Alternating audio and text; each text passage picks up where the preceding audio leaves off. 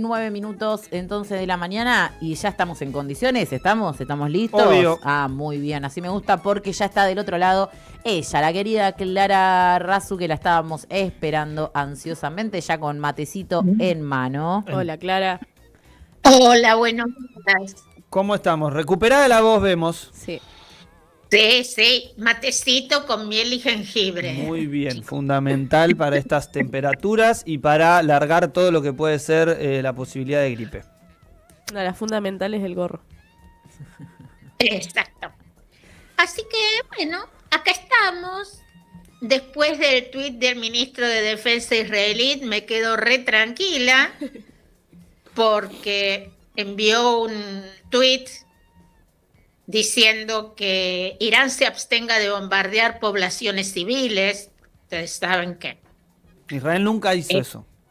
eso jamás lo hizo. Tampoco bombardeó hospitales, no, nunca. Tiene puntería quirúrgica para algunas cosas.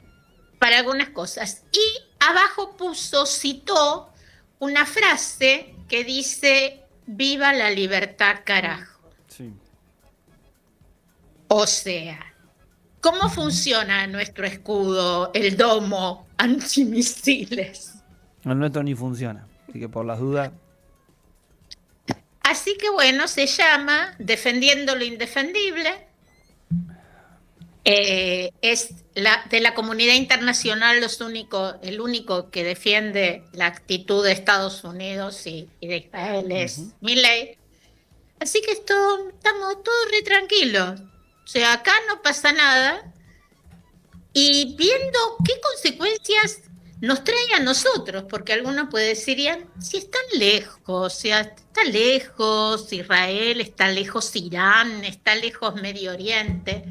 Sí, pero Irán es el principal productor de petróleo.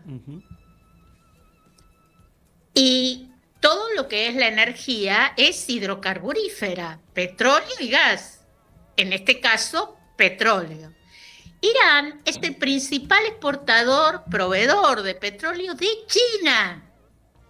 Que yo sepa, China es el motor económico del mundo capitalista. Y todo ese petróleo de Irán a China pasa por un estrecho que se llama Hormuz, que es estratégico. Y que siempre la estrategia de Irán en conflictos anteriores fue amenazar, porque nunca lo cerró, el estrecho de Hormuz. Pero además, como es un país que ahora está dedicando recursos a la guerra, también hay una disminución de su producción petrolífera y de su exportación. Y cuando la oferta de un bien baja, ¿qué pasa con su precio? Aumenta. Ya está, aumenta. Y el combustible, además de ser un bien de consumo familiar, también es un insumo. Sí. Porque las empresas lo utilizan para el transporte y demás. Por lo tanto, aumentan los costos de producción, repercuten los precios y por otro lado también aumenta en las familias que en sus vehículos cargan combustible, pero también las tarifas de energía. Claro. Sí, y me imagino también en precios de cualquier cosa en un país donde el transporte de los bienes se realiza principalmente a combustión. En todos los precios, porque las centrales energéticas, gran parte de ellas funcionan con hidrocarburos, o sea, y en invierno utilizan menos gas y más combustible líquido por el abastecimiento de gas, sobre todo acá en el sur, que estamos en invierno. O sea, nos ponemos con el mundo y como nosotros no tenemos autoabastecimiento de energía, esos precios van a aumentar. Y alguien me podría decir, sí, pero también exportamos petróleo. Sí, y eso nos va a favorecer, porque van a ingresar más dólares. Pero ¿cuál es la relación entre lo que va a ingresar para que Caputo se lo fugue y en lo que van a repercutir en nuestros precios. Ahí está la cuestión. Y este es el dilema de la política económica hoy. O sea, ¿se van a incrementar los ingresos por exportaciones? Sí, eso es cierto.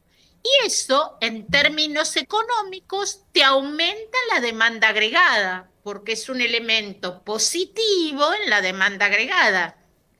En términos económicos, eso implica aumento de precios. Entonces, es más difícil controlar la inflación, sobre todo si tu manera de controlarla es pisar el tipo de cambio y pisar los salarios. Y esa es la estrategia. Entonces, ¿qué tendría que pasar para que el gobierno no tuviera inflación con esta política económica y este aumento de los precios del barril de crudo? Cambiar de política económica. Claro. Que es algo que creemos que no va a suceder, ¿verdad? Porque aparentemente están como en la posición de, vulgarmente se conoce como morir con la propia, ¿no? Morir con la de uno. Sí, justamente eso, morir. Sobre todo morir, claro, sí. Porque si nosotros hacemos, o sea, yo sé que los hechos históricos no se repiten de igual manera, nunca, porque son contextos sociales distintos. Pero el tipo de cambio ahora está en términos reales igual que hacia el final de la convertibilidad. Y aclaro, la convertibilidad duró 10 años. 91-2001. Entonces, tenés el mismo problema de tipo de cambio en 1 año y medio del que tuviste en 10 años. No tenían mucho que reventar, digamos, también, ¿no? Porque si no, quizá si hubiese habido más recursos del Estado para reventar como pasó en los 90, quizá esta primavera para los bonistas, como le gusta a los socios de Caputo, quizá sí hubiese durado un poco más y no empezar a ver estas inconsistencias que vemos del modelo económico muy concretas. O sea, ya no queda nada por privatizar. Se habla de bienes que están salvados aún dentro del decreto 7023, que son el Banco Nación e YPF. Justamente YPF lo vas a privatizar. El 51% que te queda lo vas a privatizar ahora. Además, YPF en partes de las provincias. No creo que tengan acuerdo para eso. Y el Banco Nación, justamente, una herramienta financiera en un momento en donde tenés incertidumbre financiera, porque todo esto, o sea que uno lo ve, bueno, puede aumentar la inflación, ¿qué va a seguir pisando el tipo de cambio. Y de hecho ayer compró dólar futuro, porque cuando aumenta la incertidumbre, ¿qué hace el Banco Central? Se asegura el precio del dólar hacia un futuro. Yo estaba esperando si iba a salir alguno a hacer alguna denuncia al respecto, pero parece que no, que parece que ya no es un delito. No, parece que ya esa política económica no es un delito. Y de hecho, porque si el tipo de cambio aumenta, el Banco Central le va a tener que pagar la diferencia a los que compraron dólar futuro, y si el tipo de cambio baja, le van a tener que devolver la diferencia a los, digamos, quienes compraron. Claro, para explicar un poco esto mejor, por ejemplo, yo compro un bono en el que el Estado me dice, ahora a fines de junio, el dólar va a estar en 1.300 pesos. Si el dólar está en 1.300 pesos, bueno, no pasa nada, digamos, me están pagando lo acordado. El tema es si el dólar está más alto. Si el dólar está a 1.500, el Banco Central te tiene que dar 200 pesos. Claro. Estos contratos se están haciendo a diciembre. Complejo. Sí, son contratos básicamente. Y el planteo es 1.300, ¿no? El planteo es 1.300. O sea, es la de... A ver, si yo me pongo a pensar en términos económicos, es el valor del dólar que espero en diciembre. Claro. Si la banda superior era 1.000, estoy esperando una devaluación del 30%. Entonces, ¿quién va a liquidar ahora si en diciembre? O sea, Obviamente los que tienen espalda para hacerlo, no vamos Obvio. a hacer nosotros, no vamos a sacar ahora los dólares del colchón. La cuestión es, ¿qué va a pasar? O sea, ¿qué pasa con los precios? O sea, y el nivel de incertidumbre no es solo con los precios, el nivel de incertidumbre lo tienen los amigos de Caputo, Claro. los financieros, o sea, los que van a comprar, los que van a especular. ¿Por qué? Porque dicen, esto es como riesgoso, de hecho aumentó el riesgo país. Y no es que es un indicador, porque también lo hacen los amigos de Caputo, Sí, que sí. son los del JP Morgan, y no nos está favoreciendo. Y no nos está favoreciendo ese riesgo país porque obviamente cuando la transacción financiera es tan veloz y es tan especulativa, la desconfianza te mata. Y los inversores son arriesgados, no estúpidos. Clara, en este sentido, ¿a qué lugar le queda a la revisión del Fondo Monetario que viene esta semana? El fondo son amigos. ¿Qué No necesitas? nos ¿Tiempo? vamos a preocupar por ¿Necesitas eso. tiempo? Te damos tiempo. Claro, porque además hay una pequeña diferencia con la meta de reservas. Te la vamos a perdonar, vamos a poner una diferencia con unos dólares por la meta de reservas. Vos prometeme que vas a hacer la reforma laboral, Ajá. que es previa a la previsional.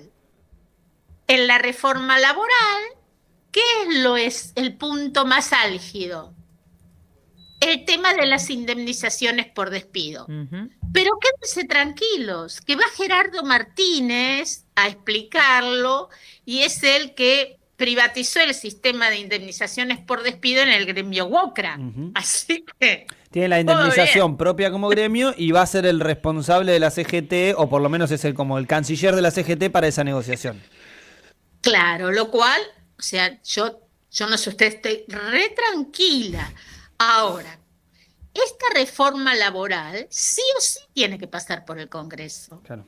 Entonces, ¿cuál es la idea? Vos ganás en octubre, hacés la reforma laboral y nosotros te perdonamos las metas de acá hasta el final de tu vida. Total, ya nos debes 45.000. Ya con esto más, ¿cuántos son? 100.000 millones de dólares. Sí, ¿Qué son? tengamos en cuenta que en esta línea, ¿no? Que es muy importante lo que destaca Clara, en el día de hoy se reúne este Consejo de Mayo, que es lo que formaron en julio del año pasado, y que hoy se reúne con el jefe de gabinete y con varios gobernadores, más que nada que apoyan la política del gobierno, y que, como decía Clara, va a estar Gerardo Martínez como representante, ¿no?, de los sindicatos, y que ya obviamente todos están acusando que de lo que fundamentalmente se trata esta apuesta es de sacar la reforma laboral sin ningún chistar, ¿no?, con una CGT inmovilizada y que acepte este trato.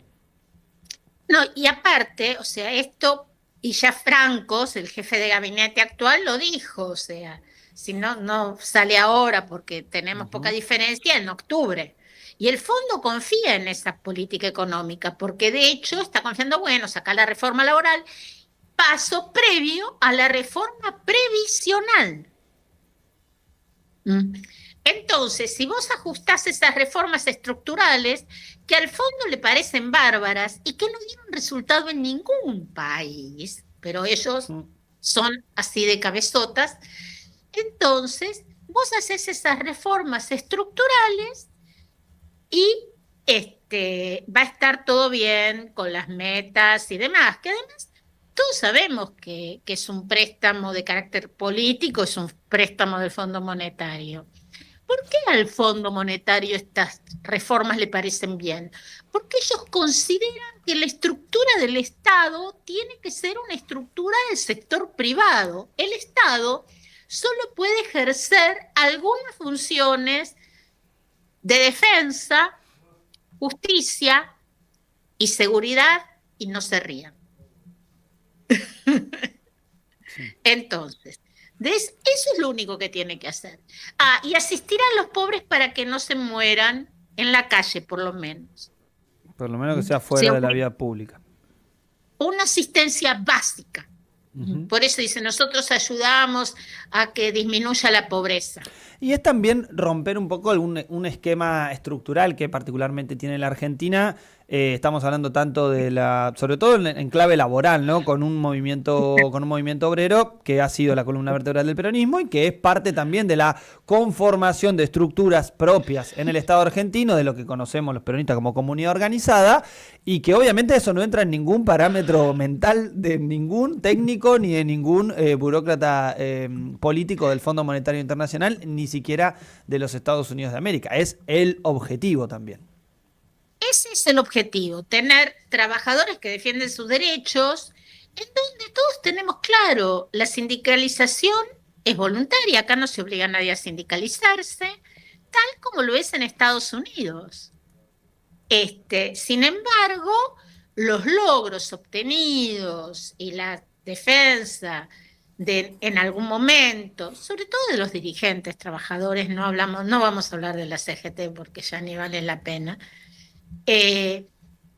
Entonces, la defensa, los derechos conseguidos dentro del peronismo y esta organización que tiene su base sindical de trabajadores asalariados organizados, es algo que molestó siempre a la cúpula y además por eso esos sectores son los más atacados.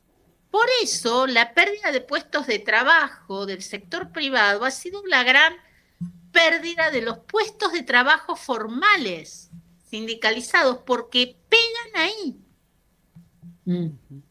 Pegan en una organización que responde a otra organización, porque de hecho el sindicalismo, aún dentro de una estructura liberal capitalista, es trabajadores organizados frente a un capitalismo estructuralmente concentrado. Bueno, este es el panorama. Pero aún si yo quiero ver el panorama desde lo financiero, no es el mejor panorama. Claro. O sea, las cosas no están tan bien como dicen. O sea, ahora el fondo se va a instalar en el 8º piso. Deben ser como las casas pasillo que tienen las habitaciones que se casa chorizo, que las habitaciones que se comunican entre ellas. Van todas al patio. Yo vivo en una casa chorizo reformada y las habitaciones tienen puertas.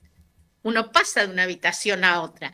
Para mí que la oficina del fondo está pegada al de Caputo, o por ahí, como es grande, entonces en un escritorio al lado. O sea, ocupan el 8º piso, que es el piso del ministerio, el mismo piso que los echó Néstor Kirchner.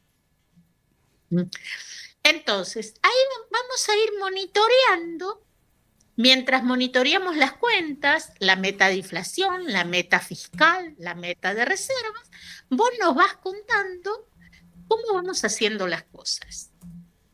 Pero, ojo al piojo, porque no todo lo que brilla es oro, y en el fondo, en definitiva, saben quién es Caputo.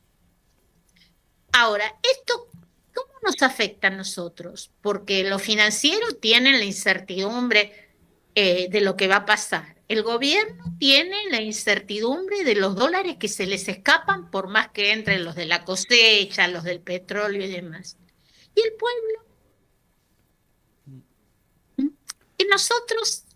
Hay otro de los elementos, Clara, que lo nombrábamos colateralmente cuando decíamos esto de la cuestión de que el fondo va a dar tiempo y o por lo menos a estirar ese tiempo en relación a las metas pedidas que ya de por sí fueron incumplidas y como también aparece en el último informe del fondo bastante condenatorio a la política concreta de Caputo, pero ¿crees que va a haber un impacto en relación a los resultados electorales? Sobre todo me imagino en la provincia de Buenos Aires, que va a ser en septiembre, y luego la elección de octubre. ¿Crees que eso puede llegar a torcer algún tipo de escenario, o por lo menos de voluntad del Fondo Monetario, o ya es una definición concreta, esperar, aguantar y que pase lo que tenga que pasar?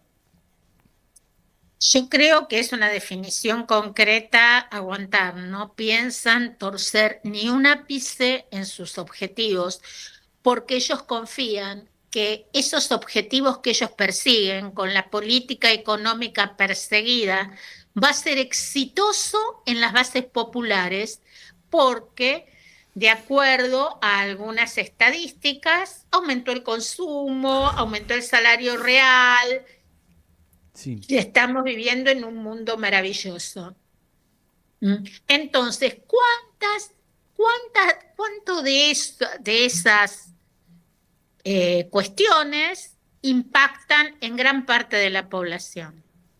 A veces uno se pregunta si lo que uno habla, lo que uno lee o lo que uno estudia no forma parte de una parte de esta sociedad que estamos hiperinformados o hiperpolitizados, y gran parte de la población que vive absolutamente alienada para sobrevivir, cargada de préstamos y con escasa capacidad de poder adquisitivo, esto no le importa, y que su reacción sea no votar.